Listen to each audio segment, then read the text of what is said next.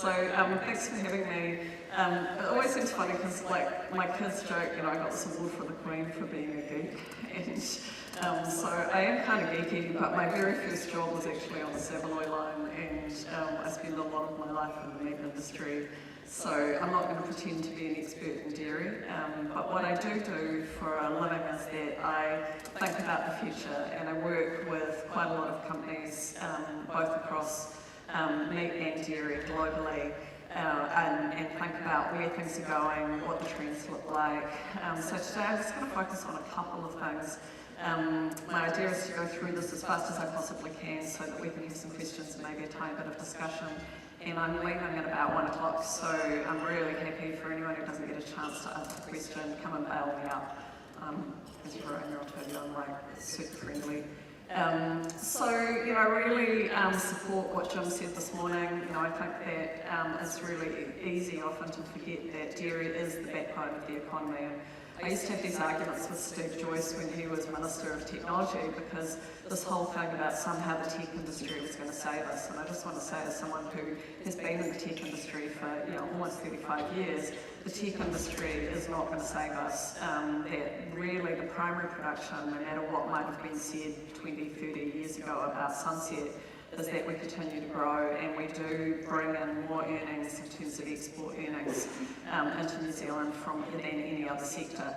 And I just think it's worth remembering that. And we have these odd little dips, so but you can see here again, like our top export as a country still remains milk, and then butter gets a little look in the top sort of 5 as well. And then, of course, our markets have changed, and I was thinking about when Jim was talking about, I know the meat industry had the same thing. Like, I remember my grandfather ran a meat company, and just the absolute sort of stomach sinking when we knew that we had to compete without subsidies. But it's actually been probably the best thing we've ever done, because as New Zealand industry, we continue to think about what's ahead of us, how do we beat the world. And so the things that I want to talk about is a lot of what I sit around and think about. I'm motivated by 2 things. One is how do we get a better return to the farmer, and then the other one is how do we do better as a country. And so the sort of things I'm going to talk about as headwinds, I'm going to talk to you at the end about where the opportunities are as well. So, we've grown a lot on the back of China, and so if you think about this one back here, our primary export market is China, and it's the same in the meat industry. And a lot of what has grown growth in China has been their birth rate. And so that might seem a bit funny, because we know that they've had this like mostly one-child policy, they've loosened that up quite a bit. But their birth rate, just because of the sheer volume of how many people there are in China, has driven consumption. And what is interesting also is that because they did have the one-child policy, what's happened is, compared to many other countries where if you have lots of children, what you do is that your wealth is delayed until, and some of you will know what this is like, you really spend a lot of money raising those children. If you only have one child, what you do, whether you mean to or not, is you put all your resources into that child. And particularly if you're in a kind of a country where your future economics depend on that child's income. Does this make sense? So we have national super, all of us know we're not going to be able to afford to live on that, and we're making other plans, right? But if you live in a country where there is no superannuation and there is no social support for you, you put every bit of effort that you can into that child to be as rich as that child can possibly be in the future, because you are dependent on their income when you get old, as well as all the other emotional reasons that you have for wanting your child to do well. And so we've done very well on the back of that. We've sold our infant formula and other things as a way of increasing the economic prosperity of that family. Does that make sense? And what we've seen is that we've seen China's growth in population peak, and what we have to expect at the same time is the growth in the middle class has probably peaked now as well. And interestingly, the country that is taking over is India, and India's dairy production is growing much, much faster than anyone else's, and has been now for about 10 years. So if you've heard me talk before, I regularly do reference the growth in dairy production in India, but on top of that, what we're seeing now is that that's where the biggest growth in terms of the general Asian region, that's where population growth is coming from, and that's where we should expect to see declining demand in China over time, and a massive increase in demand out of India. Interestingly though, compared to China, they are producing a lot more for their own demand. So we just need to keep an eye on this. It's not going to happen tomorrow, but certainly it's going to happen over the next 10 years. You all know about climate change. Interesting, again, I went back because I've joined a wines company in Timaru, and I did that because coming from the primary production, what we know is that down in Timaru we use more processed coal in that district for the production of food than anywhere else in New Zealand. And partly that's dairy, but a lot of it is things like potato chips and seed production and so on. And so, I was really interested in how do we make these transitions off coal and onto cleaner energy sources as we continue to do the kinds of production that we want to do. And the coal data was pretty much settled in 1850, which I find kind of fascinating. So in the 1850s, scientists were fairly unified about the impact of coal on the climate. And so yes, you can kind of see that there's been lots of discussion over the last 100 or so years about this, but what we've seen is largely that has come from people who want to continue to use coal. It hasn't really come from the climate scientists themselves. And so, yes, there's debate about split gases. I'm not talking about that. What I'm saying here is that overall we have known for a very long time that humans were impacting the planet, and there are some things we can do some things about without really having to change a lot. And so this transparency question from our customers is coming through louder and louder all the time. Many of you here are my age or older, and you can remember what it was like when food miles looked like it was going to be a thing, and sort of food miles came and went. Partly we were able to get rid of the food miles debate because we knew that we were so efficient at producing food in New Zealand, using lower emissions than most other countries. But what we're seeing now is this real push for transparency and push for, not just have you measured it, but really truly, what are you doing to reduce gross emissions? And probably all of you in the room would agree that planting more pine trees is not what we want. We don't want to see productive land converted to pine. What we do want to see is how do we continue to run the businesses we run and run them in a way that has the minimum impact on the planet. And of course, I'm on the board of Atkins Ranch. Our farms are largely from Wairoa down to Masterton, so we were probably disproportionately hit by these latest weather events. And so climate change is well on our minds and on the minds of our farmers because they're grappling with it. And it's a beautiful day out here, but I've been here when this has been in flood too. And so we do know that we are heading into a period of climate uncertainty. And that has a couple of different effects on us. I'm working a lot with plant and food and looking at how do we think about what forages are going to be good in a drier climate, what forages are going to work in a wetter climate. We have to expect that we're coming into a period of turbulence in farming where not only are we going to be under pressure to reduce our emissions, but actually there's going to be some new challenges in the way that we farm because of the way that land use is at the moment. And I think what gets tricky is that we overestimate the change that will usually happen maybe in a 2-year period, and we massively underestimate the 10 years. And I think about this quite a lot because I think, well, what was I doing 10 or 20 years ago? There are probably things that I thought would be quite different now. But what we see is that over a 10-year period, changes happen that feels like they're really slow, and then they suddenly happen and you go, oh my God, that was fast. But generally, if we look back, we can see the roots of these changes early on. And they take often a long time. So we have time to prepare and to change if we get on with it. But if we delay, what happens is the changes happen to us and they're outside of our control.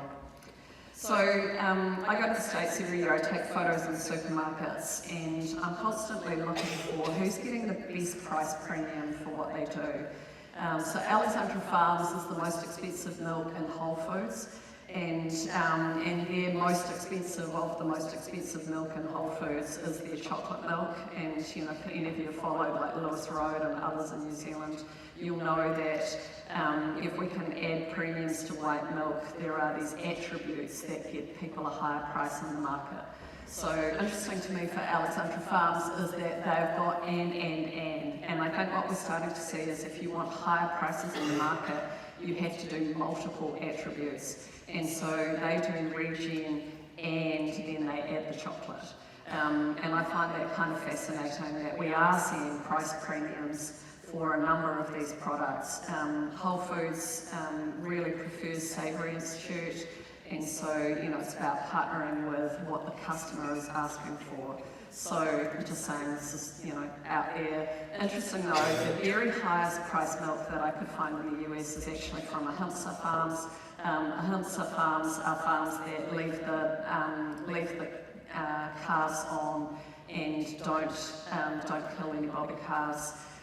It's a very niche product, I want to be clear about this, but fascinating to me that there is a market for it. And so, again, it's like finding niches rather than finding perhaps mass markets and saying, oh, everybody, I want to be clear here, not everybody is looking for regen, not everybody is looking for what I consider to be kind of cruelty-free. And then the same over here, this was the second highest price that I could find in Whole Foods is neutral milk. And you can see that they're really pushing their marketing around their carbon neutral status. And they're not doing this just because they're greenies, let me be super clear. These are often quite large industrial farms. What they're doing it for is because they see a premium in the market from customers.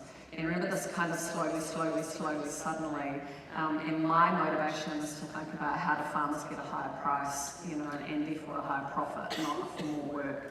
And so I'm not saying you should do this, I'm just saying it's worth keeping an eye on out there. The other area that I spoke at a Fonterra Farmers Forum probably about 5 years ago, and I remember completely taking the piss out of precision fermentation milk and meat. And I was just like, no one's ever going to drink that, why would you bother? But what I'm really seeing now is this massive growth and investment into precision fermentation. And I truly believe now that there are parts of our sector that are going to be disrupted by this in ways that I really couldn't have imagined 5 years ago. And it's a bit like this slowly, suddenly. And so what I'm seeing here, and just humour me for a minute, okay? This may not be my opinion, I just want to put it this way. So at the moment we take carbohydrate in the form of grass or PKE or other vegetable matter, but we take carbohydrate, we put it into a cow and we get milk out, okay? I know that's like ridiculously simplified, okay? But imagine if you took carbohydrate, you put it into a vat full of microbes and you got milk out, and you couldn't actually see any difference if you put this one into a spectrometer or you put it under a microscope or you analyse it. There's no difference. You've got the forage in, do I process it in a cow or do I process it in a vat? Do you get this? And this is not how I was thinking 5 years ago. But what's happened in the development of this is that we are seeing these production processes happen, and where they're starting to get traction is that they're getting traction in areas that I wasn't expecting. So things like cheese production, and if any of you have tried like the various vegan cheeses out there, most of them have got a bit of an off flavour, or they melt a bit weird, or but it's really easy to judge something based on what you see now versus where that might go. And so if you can think about this, if you could take carbohydrate in, put it in a vat with some microbes, get milk out, what you could also do is you could say, you know what, I actually don't need milk. What I'm after is I'm after casein. So why don't I just put carbohydrate into the vat and get casein out, and there's a whole lot less wastage. Or I put carbohydrate in and I get whey out. And so the areas that we're seeing most likely to be disrupted are the ingredients business, not the whole milk business. This is a bit tricky though, because we do get a lot of ingredients out of our whole milk. And so what I'm watching is where are these edges, like casein and milk, casein and whey, and what might that do in the future to the milk price? Okay, now I don't have an opinion on that, I'm just curious about it. And so what we're seeing here is this real move away from, being able to just make like cheese out of cashew milk or whatever, into making cheese out of what is bioidentical to milk. And over time, what's going to happen is that the price of this production inside of that is getting to a point where it will be cheaper than doing it outdoors soon. And I'm not saying this to scare you, I'm just saying this to kind of go, what would you do? What would you do in a world where their production process of taking, what's probably going to be something like sugarcane that you can grow very densely, put that into the vat and get casein out, changes our industry over the next 10 years. Okay? So I don't think it's going to change it in two. The other thing that we're seeing is that we're seeing quite a lot of production of very specific milk proteins. So as I mentioned, and one of the ones that we're seeing really kind of take off at the moment is the development of milk fat. So I mentioned casein, I mentioned whey, but we're also seeing, whether it's now people selling like sour cream on the market that's been made with precision fermented milk fats, or whether it's dairy infant formula that has had these very specific ingredients added to it. So if you think at the moment, when we make infant formula from cow's milk, it's designed for cows, and we put a whole lot of additives in it to make it more like human milk, including the fat content and the vitamins and all of those things. But what if, instead of that, you could actually, in the fermentation, you could put your carbohydrate in, instead of it going into a cow and then off to a factory, what you've got is you've got the carbohydrate in, straight into that factory in a sense, and into this precision vat, and you make out something that is bioidentical to breast milk. Now that is coming, and it's not only coming, but it's already commercially available in a number of markets. And so one of the things, if you think about geopolitics, is that Singapore is a very small country, and Singapore several years ago decided to do a national food strategy, and they wanted to be completely independent for food production. And they could do that just fine for vegetable products, but they don't have enough land to graze animals. And so what that did is it led them to be the first country in the world that said that you can sell this stuff on the open market. So in Singapore, you are licensed to be able to sell breast milk formula alternatives that have been made in the vat here instead of being made in the cow with all the other additives to it. And so what we can see is that it's commercially available, people are buying it. And what we also have seen is that the ingredients business is really taking off here. So this company, Helena, I find very interesting. What they're doing is they're taking carbohydrates, they put it in the vat, and they get lactoferrin out, which is the iron component in cow's milk, basically, and they're selling that on the open market. So again, I don't want to be scary here, but I just kind of want to say, look, there are some headwinds here that we should probably be thinking about, and we should be thinking about how do we compete with that. Does that make sense? Not just, because you're not going to be able to stop it. And in fact, there's a bunch of the stuff that, may have better attributes than some of the products that we're making. And so we need to be asking ourselves how to compete with that. The final thing that I think is really interesting is in India, there's been a court case recently about it, but Neolacta is milking women and selling breast milk in UHT containers. Now, I know, it's kind of confronting, right? But if you go back a couple of hundred years, nursemaids and wet nurses were a thing. And so part of what our industry has been trying to deal with is that whole kind of wet nurse business went broke, right? And so, we've got a nice big gap in the formula market because that kind of no longer was like economically viable or socially acceptable. But what if you think about, you can't separate this, we think about the rise of surrogacy, right?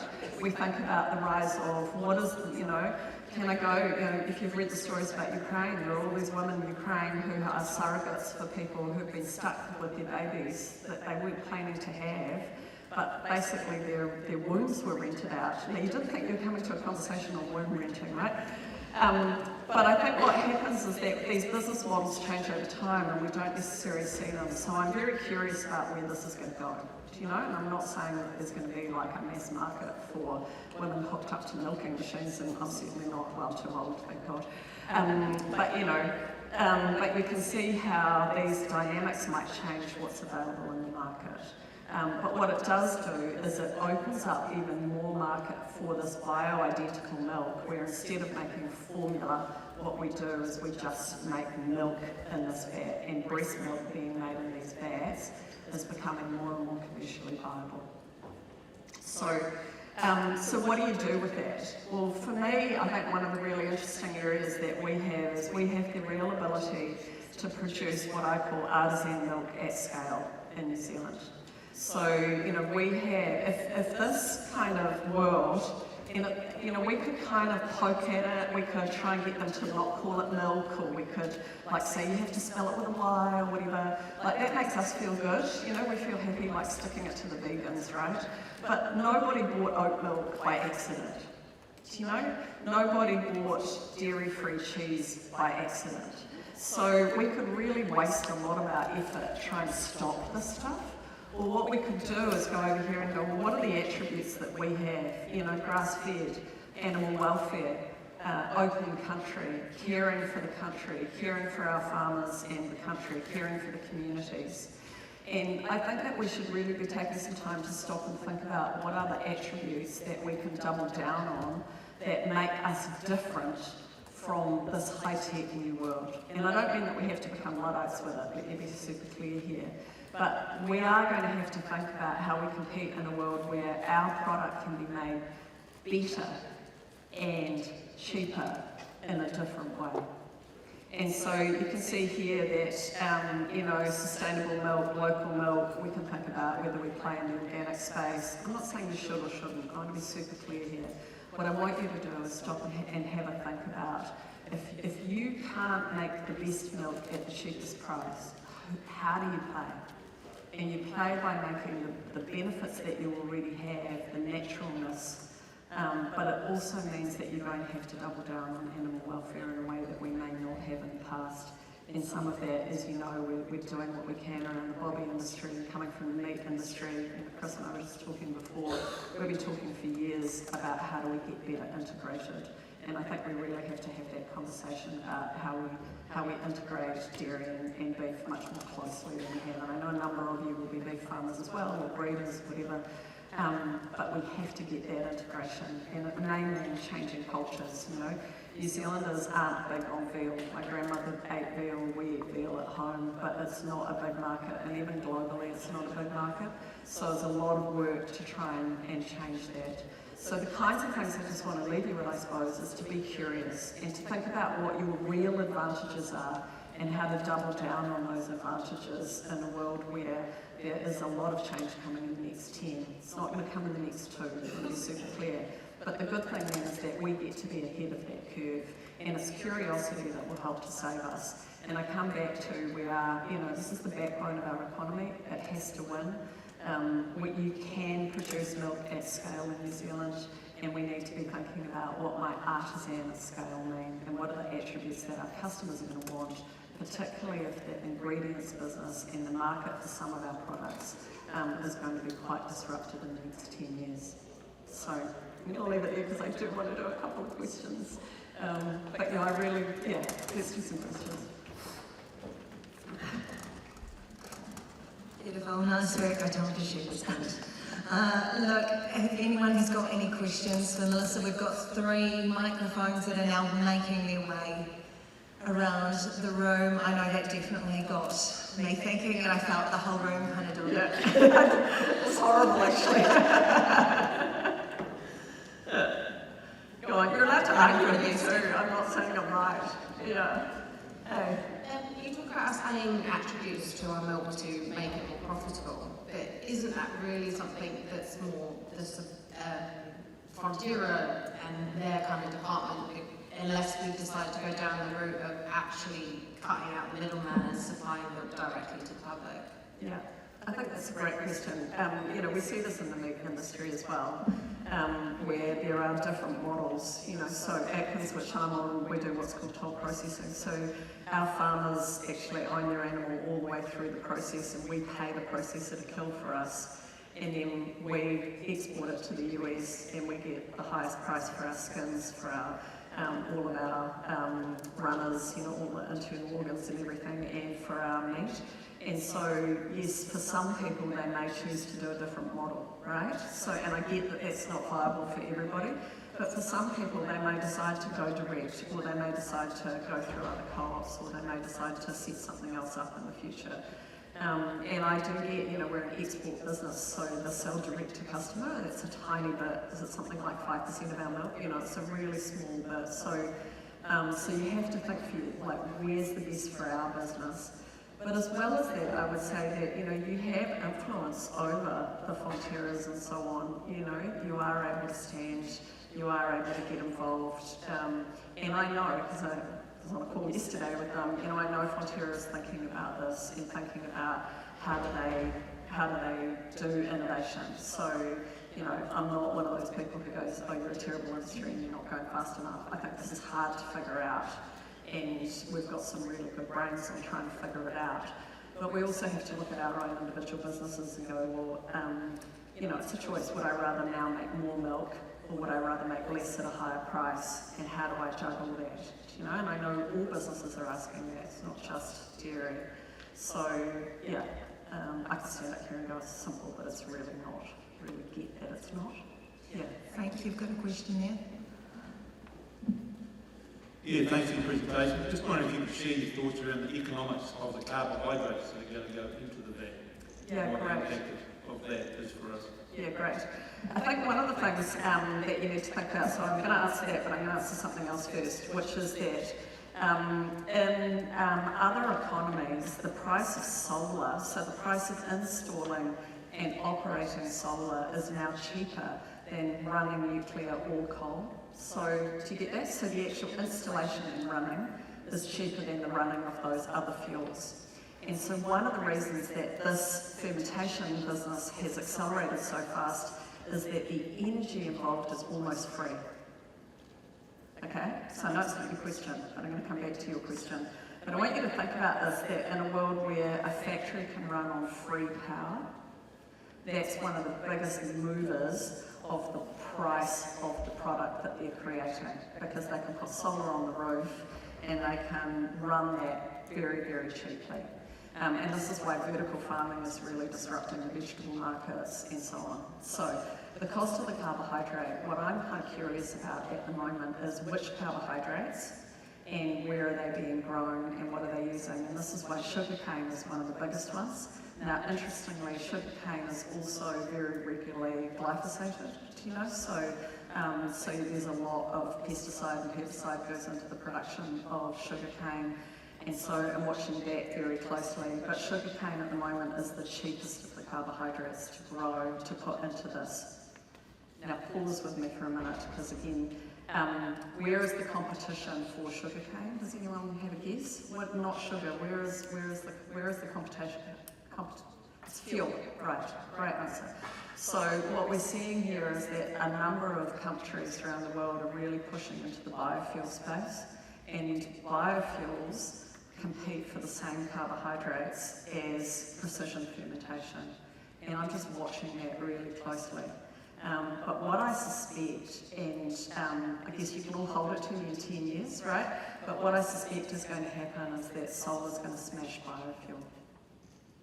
And so what we'll see is that this real emphasis around the world for alternate fuels, and we see it, like I work with Maersk, who does your shipping, you know, they are moving very fast on moving to alternate fuels, taking diesel out of their shipping. We see that pretty much the war in Ukraine has made that whole natural gas, the price of fertiliser that is produced by natural gas, and the price of fuel very volatile globally. And we would expect that to continue, which means I think that we're going to see a disinvestment in biofuels, which is going to push the price of that carbohydrate down lower over time.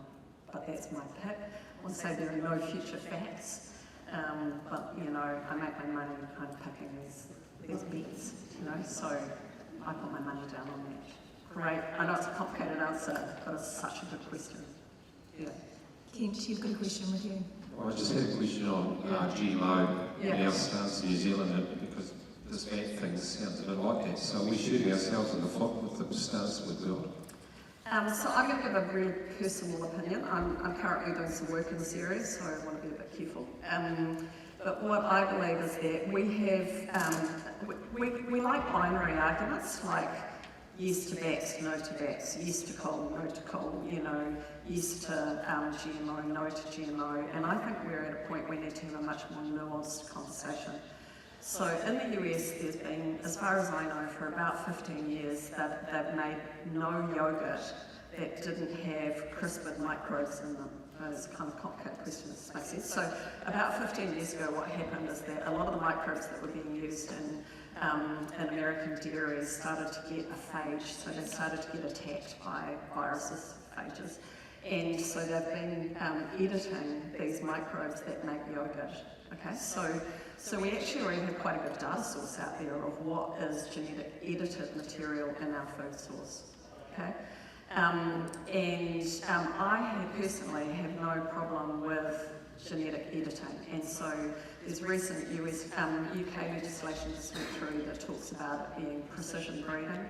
I think if we think about can we edit something to do something that could have occurred in nature and we're just speeding it up, I think that is actually fairly acceptable to the public, and that is not within what I would call GMO. Does that make sense? Whereas genetic modification, I think most people think about transgenics, you know, have you put some fish in my tomato? And I think a discussion around that, our customers are not very enthusiastic about that. And so I think we have to get a little more nuanced. And so my personal opinion is I believe that in New Zealand we should be allowing gene editing. I wouldn't have known that necessarily until I did the project I'm currently doing. I think we should be able to, you know, speed nature up. But that's not the same as should we open up to GMOs. And I think that's that's my personal opinion. It doesn't mean I wouldn't move on that if I had different evidence that customers were fine with it. But at the moment, I think you're on a battle if you've got to try and convince your customers to buy something they don't want. I hope that helps. Yeah. Do we have another one? Yeah, we've got last three questions. With Steve first. Come and argue with me in the break, you know, I'm really happy, and I'm wrong regularly, okay, so, you know, yeah. I just wanted to point out that a lot of fermentation companies have actually gone under as well. Beyond Meat, for example, at a share price at $300 a share, it's now $12 a share, it's potentially going to be insolvent. I think that's... I mean, it's not settled, that's all my point was. Yeah, I think the interesting thing here is that it's quite different in dairy ingredients than it is in meat, and I do think we've got to be quite careful about what we compare. Like, I don't know if you've eaten the Beyond Meat product, it was terrible. The Impossible Foods one, on the other hand, I actually really enjoyed. But what's happened is I'd say that those companies have been leapfrogged by the technology for the people who came after them. So often you get like these first mover advantages, but then they don't keep up with where things are going. So I'm watching, you know, I think you shouldn't think of Beyond Meat as a good example for Helena or Biomilk or Turtle Tree Labs or these companies that are doing very specific ingredients. And I think if Beyond Meat had had a much better business model, it would be in a very different state. So I agree with you that Beyond Meat's like not in good shape, but a lot of why Beyond Meat's not in good shape is I don't believe it's actually a very good business. So we have to be a bit careful there.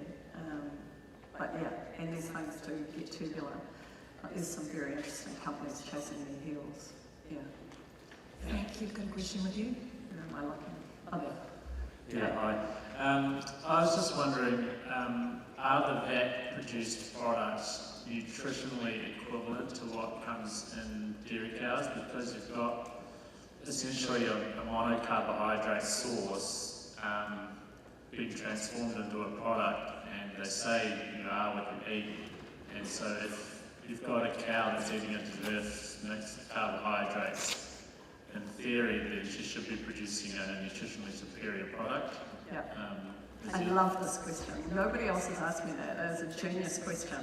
I think this is where you start to think about where are your tailwinds, right? How do you differentiate yourself? How do you do that? And that's where I think that animal welfare, mixed forage, outdoor, natural, I think you can really play on that as an advantage in the future. One. Two, you probably already know this because you farm, right? But milk is not the same all the year round, right? So the milk fat changes, the protein composition changes. What's a real advantage in that is I'm getting the same thing out every month, right? Month after month after month. I can dial in terms of what those microbes produce in terms of fat content or the proteins. And I think you should think about this product as being like your best milk on a good day. And they can do that every day of the year. I love where that storytelling is going though. And I would really hang on to that storytelling because I think that's the other thing, that we eat with a whole story behind it. And so that idea of knowing, oh look, they had plantain and they had rye and they had whatever, I've got mixed forage and they're having a really healthy diet. Which would you rather have? Carbohydrate, sugar cane in, or like these beautiful mixed forages? I think that's a real advantage that you can play, But the output, I think you're on slightly trickier ground. Does that make sense? But the process, I think there's something really beautiful about that process, right? Yeah, we got one more. Yeah, final question with Going down the mass fermentation path, considering the volumes that you would want to replicate, how would the antibiotic use look? Well, the thing about it is that there are no antibiotics in the precision fermentation business. You don't need that. So I think again, that's where I come back to some of these attributes. I know in the meat industry, the fact that we're antibiotic free, we can't pull it out and go, oh, that gave us another cent a kilo or 10 cents a pound or whatever it might be. But what we know is that the multiple attributes get us to a higher price. So no GMO, kind of grass-fed, high animal welfare, plus ABO. That little bundle suits a particular kind of customer. And so I think, antibiotic use is one that is only, I think, going to become more and more discussion, particularly because so I'm an epidemiologist amongst other things, we are running out of antibiotics. We're running out of new sources for antibiotics. And if you read the kind of international literature, the finger gets pointed at farming. In my view, it's mostly actually chicken and pork production. But farming is quite a broad category for a lot of people. I think we have to be super careful. And New Zealand has. We've done a good job in dairy of reducing dry cow therapy and all of those. So I want you to hear I'm not at all disparaging about what we're doing. But I do believe that the antibiotic one is on people's minds and is only going to become more of an issue over time, not less. So again, really thoughtful question. I can't believe how great your questions are. Just really thank you for having me and, humouring me through some stuff that, we don't know where this is going to go, right? But what I would just leave you with is this idea that the more you can stay curious and the more you can wonder about what this might mean, the more likely we are to find solutions for it. If we try to kind of poo-poo it or mock it or ignore it, it's going to come bite us in the ass, and I can't think of a nicer way to put it. Right, so have a fantastic day, and thank you for having me.